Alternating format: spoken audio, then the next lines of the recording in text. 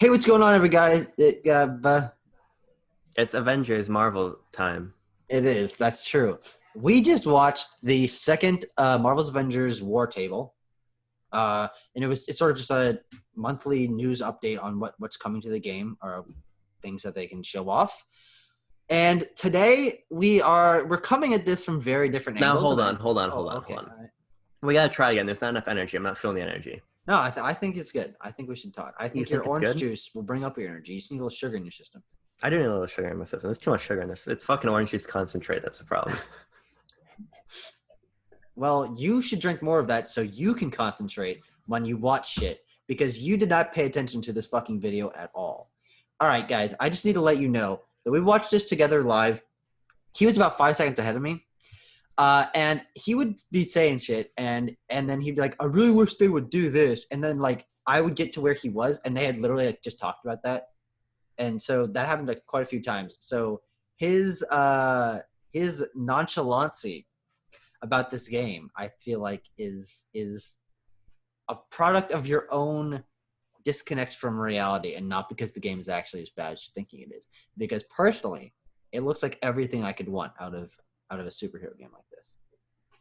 Now I tend to live disconnected from reality fucking 24/7, but usually I like to keep one foot in the realm of realism, and because I keep that one foot there, I can tell you right now, I'm wearing a Captain Marvel shirt. It was happenstance, but I can tell you that you're doing that too. I also have a shelf of comics over here. If you ignore the fact that it's 90% DC, the 10% that is Marvel tells you I'm a big Marvel fan. See all the MCU films. Love Marvel characters, love Marvel comics. Marvel's Spider-Man is a game with good movement, and Lego Marvel Superheroes is a game I enjoy quite a bit. So I am no stranger to liking things involving Marvel. In fact, I actually like to like things involving Marvel, but do I like Marvel's Avengers, the Square Enix Crystal Dynamics joint, as Spike Lee would say? No, I don't think I do. And I think we're going to get into that today because we'll talk a little bit about the War Table, right? But I think we're probably just going to talk about the game as a whole because there's a beta coming out, which, by the way, launches literally the open access portion of that is a week before the game comes out. So yeah, that's a little bit interesting. Well, so it's not. No, it's starts on August 7th. That's for pre-orders only. Pre-orders. Oh, people who pre-order the game. Gotcha. Yeah, and then end of like in the 20s, August 20s, things of that nature. I was just focused on the fact that the beta starts on my birthday, and so I was excited about that. Have you pre-ordered the game already? I will now that I know that the beta is gonna be a thing. Well, I'm gonna play the game regardless. So it's all about personal excitement, and personally, I have excitement. You personally have excitement, and I have not the ability to speak with English. So we're going to start by talking about the war chest or table or Warhammer, where we've got 40K different thoughts about Warhammer in the fucking Marvel's Avengers video. Hoobity-doo-dah, let's get into business now. All right, so this war table covered, first off, was the beta, which I think is very impressive. Not even disregarding the fact if you're not excited for the game, I think that the scope and details that they went into in the war table, the fact that you're giving you so much access to different aspects of the game, I think is pretty impressive. Regardless if you like the game or not, I think the beta is an impressive concept. Yeah, no, it's impressive. I like that there's a good range of single player and multiplayer content here. Honestly, unless we're playing it together, I'll probably play it single player. Mm-hmm. That's how multiplayer works. That is how multiplayer works. When you're not playing multiplayer, you play single player. But for me, it's probably gonna be a primarily single player experience because, my roommate's a Marvel fan, but he plays on PC and just things of that nature. So I'm probably gonna be hanging out by myself, bebopping and scatting around with the fucking AI companions, which is really cool. I don't think anything that they showed off today looked bad, but none of it got me more excited about the game than it did before because the beta looks cool. Hawkeye looks fucking terrible. I like Hawkeye. I love the Matt Fraction Hawkeye run. I think those are great stories. I'm excited for the Hawkeye and not Sofia Vergara. Who's going to be Kate Bishop? Supposedly Haley Steinfeld. I kept thinking of Monica Lewinsky, and that wasn't right either. but I really like Hawkeye, but I don't like his design. No, I don't either. I will go on a record. I'll go out on a record and say that Hawkeye was my favorite superhero ever since I was like 6. And well, that's not true. Now we know where all of your bad opinions stem from. It must have started when I was 12 and saw the first Avengers movie. I could not have been 6. The movie was not out then. my favorite superhero up until I started reading Miss Marvel comics, and now she's my favorite superhero. But still, both Clint Barton and Kate Bishop are two of my favorite superheroes. And I think that the concept of having Hawkeye in a game like this is going to be great. His design is not great. That's the record that I'm going out on. I don't like the design, but I am passing that off because there's going to be so many great costumes that you can unlock fucking 10 seconds after you get the character. That is basically a moot point. Yeah, I see your comic books. I'll acknowledge that. But Hawkeye is the beginning of what I think will be very interesting in terms of the character releases and the extra story that comes with them and integrating the new characters into the plot, which I think this is something you're going to focus on. But no, the ball design, not my favorite. So here's what I'll say about this war table, because I want to get into the meat and the bones and the cartilage and the sinews of this game with you. The war table really, honestly, it was a good presentation because it was short, it was succinct. It talked about the beta, talked about Hawkeye, and talked about the fact that other stuff is going to happen post-release, which really fucking blew the doors off my proverbial barn when they said that their game as a service was going to get more content post-release. Yeah, honestly, I'm that's the one thing I'm iffy on this presentation is they were like touted that as like the third pillar of their presentation, and they were like, yeah, it's a thing. It's called Avengers Initiative, which is cool. That's fine, but that doesn't mean anything unless they show us what's actually coming. But I guess they want to hold that back. So honestly, I would have rather them just been like, there's two pillars to this presentation. There's two pillars, and one is bald, and the other is a beta. We're launching it week before the game comes out. So now we talked about the war table in great and meticulous detail. Let's just talk about this game overall. Mm-hmm. Because I think this is where the fish and chips are really going to be. Because we are coming at this game from very different avenues. And I have to say, imagine a fucking bridge, a high bridge. It's not a drawbridge, it's just a regular bridge. I would never think of a drawbridge. When someone told me to think of a bridge, that would not cross my mind. I've seen like maybe 3 drawbridges in my entire life. It's a unique feat of engineering, a drawbridge. But the bottom line is, let's imagine that you're standing on this bridge, and all of a sudden, boom, here comes a fucking Toyota Corolla. It smashes into the guardrail, and flying through the windshield are two video games that have been fictionalized as people. One is Marvel's Avengers, and one is Spider-Man Miles Morales. And you can only lunge out and grab one of them before they go spiraling off this bridge into the fucking vast cataclysms of the ocean below. 10 times out of 10 times, I'm reaching for Miles Morales' hand. Okay? So that's where I'm coming from. And keep in mind also, folks at home, I've tried many times to finish Spider-Man PS4 and I couldn't. So that's where I'm coming from.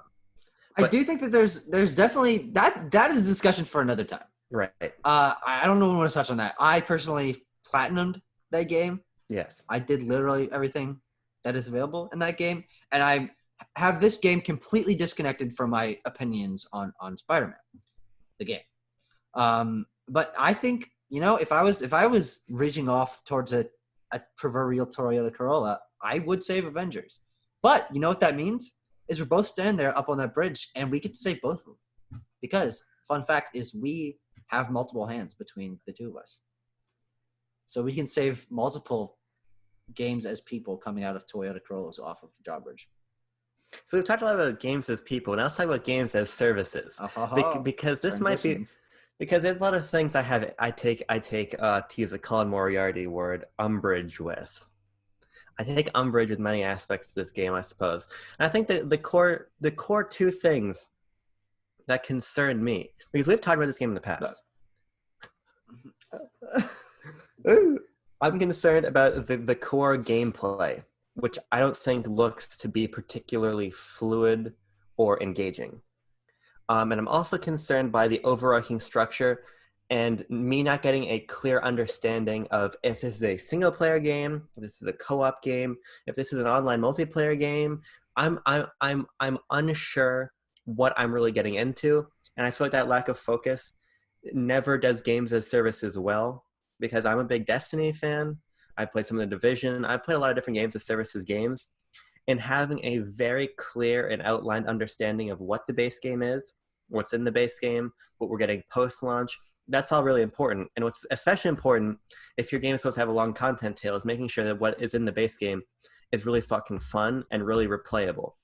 And I just think that as a third-person action combo-based beat 'em up, essentially, yeah, I think that there's games on the market right now and coming out this fall, like Miles Morales, that are just going to do that in a more fluid and a more fun way. Well, I mean, we talked about this as we were watching it.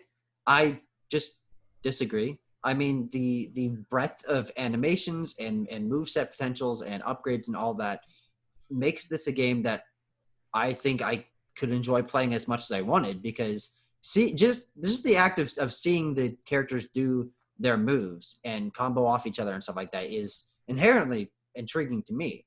And when I see the different moves that Hulkbuster has, or the stretchy Miss Marvel powers, or the new stuff that they showed for Hulk's movement with the jumping and stuff like that, I think that it personally, it looks incredible to me. I couldn't ask for anything more.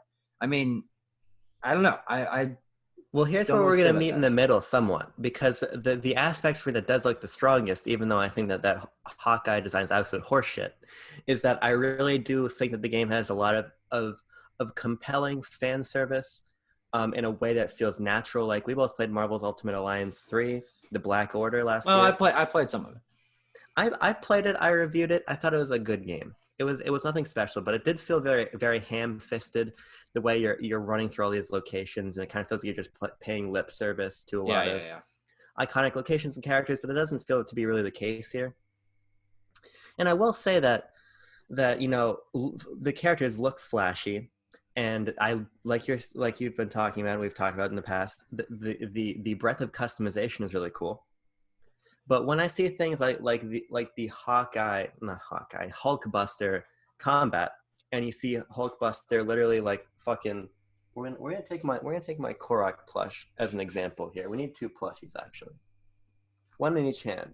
This is an aim enemy. This is the Hulkbuster. When I see the Hulkbuster ready a punch and then literally slide across to tap into him, it just looks to me like we're going back to an era of 3D brawlers and combat that's less fluid and less organic feeling than stuff we've gotten recently, like with Spider-Man PS4 or something like Devil May Cry 5, or the Batman Arkham games.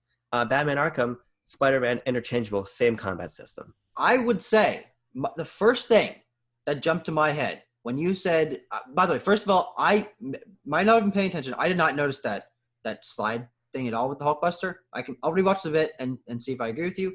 But first thing that came to my mind with older 3D brawlers where you snap to the characters is Arkham. That's how that combat works. You hold the stick and Batman slides to them and punches them in the face. That's fair. That's fair. So if you're discounting it in comparison to Arkham, it's gonna be better than those.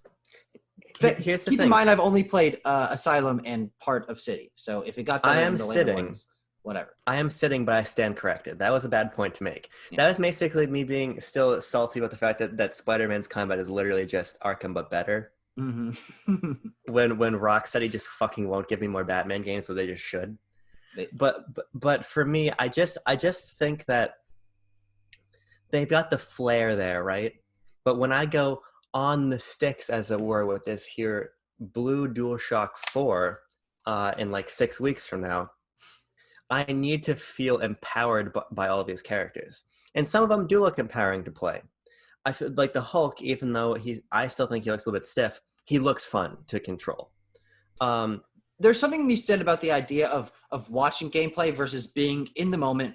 So personally, I'm open to listening to your points, but I'm going to not really compliment or criticize the combat itself until I'm able to experience it on my own. It's everything around that excites me. The combat could be the make or break for how fun the game is.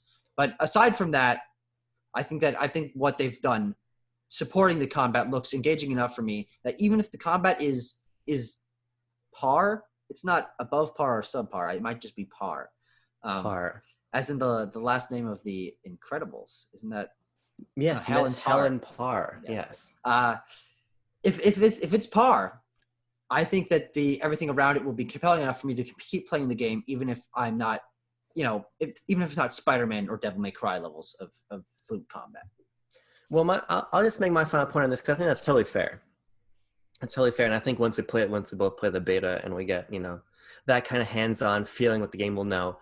But when I watch gameplay clips of people who fucking know what they're doing playing DMC5 or know what they're doing playing Spider-Man, there's a certain kinetic energy there that I think translates to video. Mm-hmm. And I think good gameplay, fluid, well-designed gameplay translates well to video. And certain characters I do think look like they're going to have that. But then I watched like that Thor mission they released with the last war table, and that looked really stiff to me. And stuff here was still looking stiff to me. And my problem with that specifically is because when I started playing Destiny, I started playing before Taken King, and everything that surrounded that core gameplay loop was kind of fucked up, and it needed to be ironed out. But because Bungie just makes good shooters, and the act of playing Destiny was so fun, it kept me hooked. And when your game literally lives or dies by the fact that it can either keep or not keep players as more content drops come later, it is really important for that very fundamental gameplay aspect to be really good. So that's where I'm going to leave combat, because not knowing if I'm going to connect with that very base level is going to make it harder for me to appreciate what else the game is doing, which I think is actually pretty good. Mm-hmm.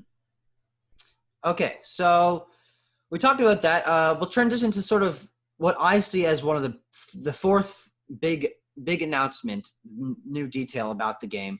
The beta transfers over some of the content you play there, which is good.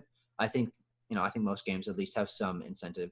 But one thing that they talked about that I think increases the customizability, the replay value, and the detail that they've put into this game is the fact that they announced / revealed / talked about the fact that when you upgrade or customize one of your heroes, they all stay like that.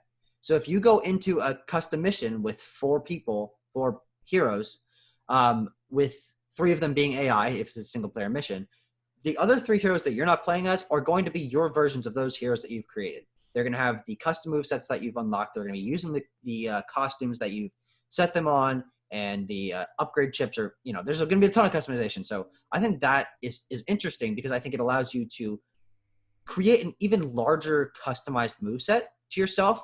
If you want, I'm sure different attacks will combo between heroes differently. So if you like the ability for Iron Man to do one thing and Ms. Marvel to do another, and then have those meet, you can choose 2 or 3 different movesets for each of them and have those happening in the environment to be able to switch between. I think that's a really interesting concept that I didn't even think about, but now that I am thinking about it, it's a very good idea, because if you were just playing alongside default Black Widow, Iron Man, and Hulk as your Ms. Marvel, then the other 3 it's just not gonna be as interesting. Yeah, it's a pretty smart design choice. And I think it's something that should be standard across any single player multiplayer game of this type. And I think it's especially important here because one of my other main issues with the game, to keeping a doubting Thomas, as it were, in the discussion, is that at launch you have 6 heroes. 1 for each finger on my right hand and 1 for my left. Soon enough, I'll be able to bring these baby boys into the mix, but it probably won't be for a while because post-launch Hawkeye sometime. And that's kind of, for me, that is an issue. And I think keeping it small is either going to make each character feel more important, or it's going to feel limiting. And I think that what's going to help it feel less limiting than it would otherwise is all of these customizations. So I'm very excited to see Crystal Dynamics and Square Enix really double down on that. Not only in terms of letting your AI companions, be your customized characters, but you can see in some parts like Iron Man, you can really swap out down to his chest plates and various pieces of his armor. So I do think that, while again, I'm going to have to play it for myself and see really, it seems like they're doing enough on the customization side to make the game feel larger than it probably would otherwise. Yeah. So I'm going to just go on a point that sort of I just realized is the reason why I'm so excited for this game. I'm going to put it out there. I'm going to go out on record once again. I'm going on a lot of records today. Is that I've never played a live service game. I mean, I've never played a Destiny looter shooter type. I don't, what do you call that genre? But games as a service. Games as a service. I mean, aside from Splatoon and Overwatch, which have post-launch content, I've never played a Destiny. I've Those never played count. Division. I've never played. Well, okay, but you're not really upgrading your characters. It's not customizable in the same okay. way. In terms of loot, in terms of the looter shooter, yeah, they're Games not as a looter service. Yeah, shooters. no Borderlands 3, nothing like that. So this will be my first experience with that kind of genre. Mm-hmm. And so obviously I don't know actually if the genre is going to intrigue me because it never has in the past. I've never felt the drive to play Division or Destiny. But I think the Marvel skin and the fan service and the customization in terms of things that I recognize and the references to moves from comics and movies that I am a fan of, that's my pull toward this. And maybe that's me being naive and inexperienced in the genre, and maybe I'm not recognizing that the combat should be the main focus of my my intrigue. But that's really the reason why I'm excited, is because not only are you making an Avengers game, which I've always hoped would happen. You have an Avengers game where you have your own base that you build up over time, which is a cool concept to me. You have a team that you can customize to your very own degrees. You have a story, which may or may not be the focus because we're not exactly sure how the single player balances out versus the multiplayer. But the concept that, and this might not be something you've realized, but that the single player and the multiplayer are so entwined that you can play, I think you can play almost any of the multiplayer missions by yourself with AI. I think you can have friends join you in the story missions, and everything sort of flows together into one place is a concept that I'm not familiar with. That might be in the other games in this genre. I don't know if is there a single player story in Division or Destiny? Yeah. Okay, yes. So whatever. Well, comparing it to those is impossible to me. But hearing the concept of the single player and the multiplayer and everything feeding into one place that is sort of a core area with your helicarrier base and missions to go on and characters to customize, I think sounds like a really engaging concept. And it's sort of like, if I were to design a Avengers game, it would not be this game because I never would have thought of that. I never would have thought of it being so customizable and having the multiplayer and the single player aspects collide. But now that I've seen it, it's such a draw to me. I think that's a really, really cool concept. Yeah, and that makes sense. I guess, I mean, I am more experienced with these games. So for me, it's not a DC game. So if it was a DC game, I'd be like, oh, it's fucking Aquaman and fucking Spider-Man. I just said Spider-Man. I'm losing my mind. It's Aquaman and there's Batman in here, and I get to play Superman for this part, and there's Wonder Woman hopping in, Green Lantern, and I get my fucking Justice League, right? If it was a Justice League game, I think I'd probably sing a little bit of a different tune, to be totally fair. Mm-hmm. Just to be totally charitable to the Avengers and put all my cards on the table too. But at the same time, having played these other games, I know what makes one work, I know what makes one doesn't. And I'm not fully confident that from what I've seen, this is going to work. I would like it to work because I am still a Marvel fan. But I'm coming at it from the perspective of, okay, yeah, this fan service is cool. And okay, yes, there's a lot of Marvel comics I like, and I love these characters, and I want to see them implemented properly. But what I care more about is whether or not the gameplay systems and the underlying stuff is actually going to function in the way it should. Because it is a cool concept to have everything kind of fucking ebbing and weaving and flowing and bobbing and dodging and all of things. In a way, it's almost like the seminal classic YouTube channel Backlog Banter. All of our content sort of flows together. We're always bobbing and weaving and what's your fucking term that you always use? Bebopping and scatting. Yeah, that bebopping and scatting. You know, maybe Avengers might not have the single greatest combat of all time because they're trying to develop combat for 10 different characters with varied movesets, but it might be bebop and scatting enough for you to have a good time. It might be, and we'll see. I just need to see more. I need to play it. That's the bottom line, because usually I can get a good sense on whether or not I want to play a game based on gameplay and seeing it. But I'm seeing so many different elements from different genres being thrown together here. And what I think more than any other genre, this sort of always online, persistent, shared world, multiplayer, single player, hybrid, these games, the Destinies, Divisions, all of these, they need to nail the fundamentals because they ask something fundamentally different from the player than a game like a Miles Morales does. Yeah. And I think that different scope and that different focus demands different expectations. And I think it really demands a team that not only makes a compelling game, but a game that's going to last. Mm-hmm. And if I jump into Avengers and I have fun for a week, if I have a great week with the game, if I have a great month with the game, and then I drop off, it's a failure. Because this is not a game you're supposed to one and done. It's not. And I if think I that do I think one and that's done also it, something. Oh, sorry, hey, not finishing. I'll bring up a point. I mean, that's just the thing. Because again, if I'm still a little bit mixed on the communication of this game, but operating under the assumption that it's trying to be a games as a service title Yeah. Well, I is would some say it is. primary component. Yeah. If we're gonna say, if we're saying that beyond a shadow of doubt it is, then if I drop off the game in a month and never want to touch it again and don't come back for the content updates, it failed. And that's the sort of metric you have to pay attention to for a game that is specifically being designed to pull you back after you make that first purchase. That's an interesting concept. I think that what I was going to get at is that I think that it's something about your perspective or anyone's perspective on how they want to play games.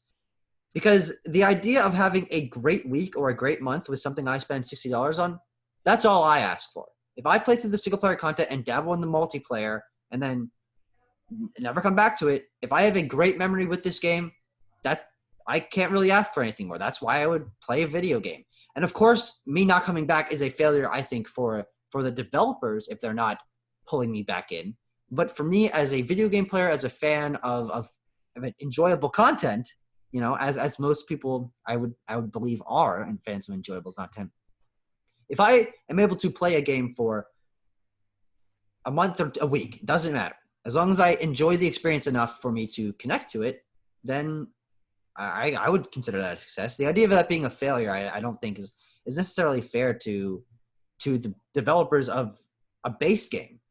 Like, they don't want to have the base game be empty. They've got plenty of content there. They're just adding things on top of it. And it's whether or not you personally feel compelled to come back to it that I think is – I don't necessarily think that's the developer's fault. Because even with things like with Animal Crossing or Pokemon I'm a huge fan of. I enjoyed Pokemon Sword. I don't have interest in the DLC, but I don't think that that's the failure of the game design. I don't know. Not a fair comparison, but whatever. My thing is that's the Miles Morales versus Marvel's Avengers game, because Insomniac is setting out to make a single player game that you buy and you enjoy, and they need to keep you engaged from when you first put it up to when the credits roll. That's their job. Their job is to make a 15-20 hour game that really compels you. When you're making games as a service game, Destiny did not get signed with Activision for a 10-year plan to have people play the campaign and then stop.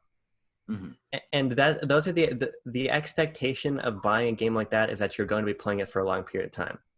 Nobody bought Destiny 2 and said, okay, I want to play this game for the next week and be done. And if that's what you get out of it, that's totally fine. Because I've gotten things out of games that's not the initial intention. Like when I played The Division, I played The Division single player. Just because it's not what my friends are playing, I didn't really have any compulsion to play that multiplayer. I wanted a single player third-person shooter, so I got that out of it. So for me, that was a success. But that was not the intention of Ubisoft, and the fact that they didn't pull me back for this post-launch content, I never spent any money after my initial purchase. That is a failure of them to execute on their vision, which is this game that's supposed to live after launch.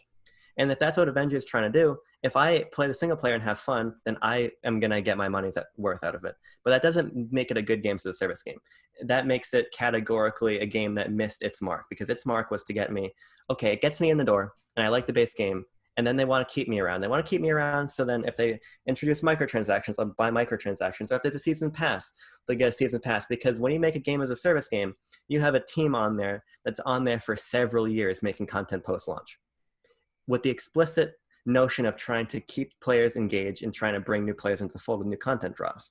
And if they can't do that, if they succeed only at the beginning when they're trying to make this tail work, then that's a problem.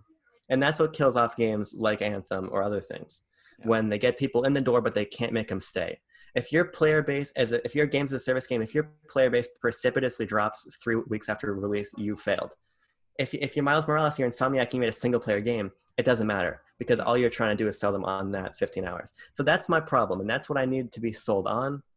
And that's why I'm going to play the game, because I love Marvel, like I said. And I do think that I think a superhero game as a service is compelling. But I need to know if it's a compelling game to play, not just a fucking digital, here are things I know, Here's fucking brand recognition. That's what I need to get. Your whole last spiel definitely more sold me on why your perspective is the way it is. I do think there's a fundamental disagreement between the way we're receiving video games, which is fine and not going to change. But the reason I started grinning like a big dumb fucking idiot halfway through what you're saying is because you're like, I'm going to play this game. I'll hopefully enjoy it. Now, I don't know if this is on this recording, if it is a clip that we have saved anywhere, where you said you would rather run through Abomination's colon for 30 hours than play this game. I did say that. If you do want to play this game, I would highly suggest, in order to maintain your honor and be a man of your word, that you find Abomination and run through his colon for 30 hours, and then you can enjoy this game. And I think that would be I think that's a fair balance.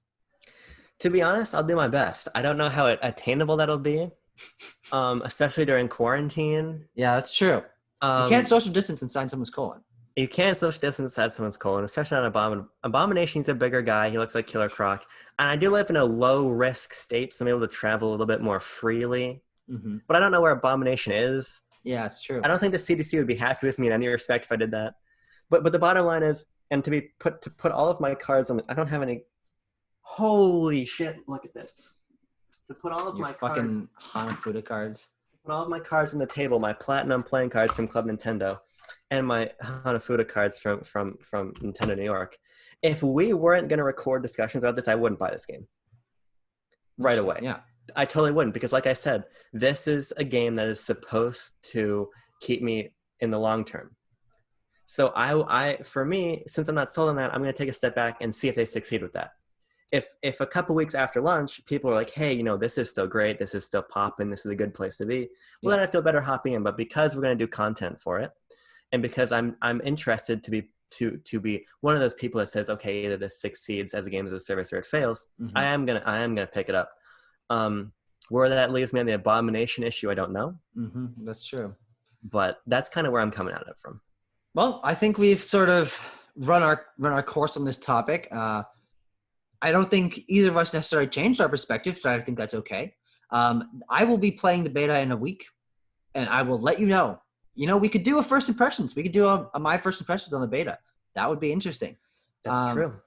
We could also, if you do not want to necessarily jump in straight at launch, which I'm going to do, I could play the game and try to sell you on it. And then we'll see if my experience and perspective and the couple weeks after launch that, it might take us to actually pull together a discussion, sells you on the game. And then we can later do another discussion. And we are currently planning future content in a video. That's pretty meta. And I think that's what Backlog Banter is all about. This is our behind the scenes content and on the screen content, bebopping and scatting and bobbing and weaving.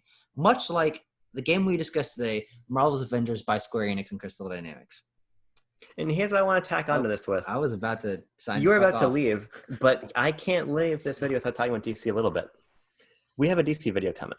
That's all I want to say. It's compelling for many different reasons.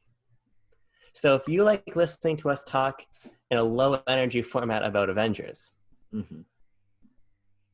do you want to be here for a high energy, sustained rant about Batman versus Superman in the coming days? There's a twist that you'll never expect to click on the video. That'll be some good content. This was our fucking end credits scene. Interesting. You're right. Teasing you. We got to get you back in the seats. That's true. Yeah. But with that, I guess we're done. Yeah, I think so. Fuck it. You know what I'm saying? Fuck it. Fuck you. Fuck the viewers of Backlog Banter. That's just how it rolls around here. But subscribe. Yeah. And leave a like. All right. Love you guys. See you later. I'd rather run around in Abomination's colon for 30 hours than play this game.